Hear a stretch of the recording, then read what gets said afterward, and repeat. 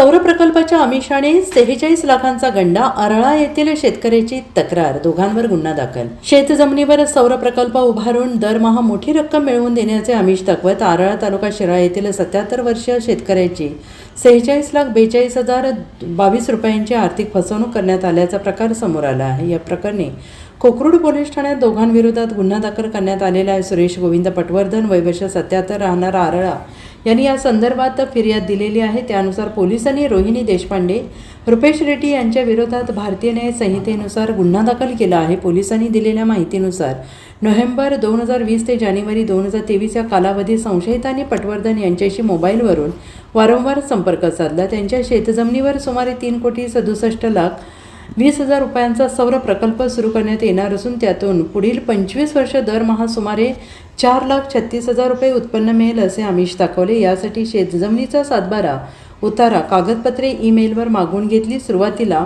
3 acre जमिनीच्या शुल्कपोटी एकरी 13,000 रुपये शुल्क भरण्यास सांगण्यात आले.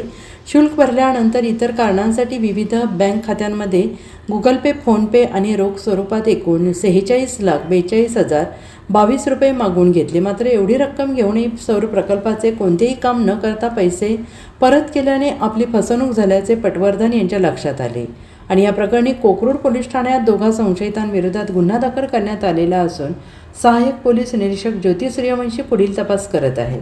Bureau report, SBN Marathi.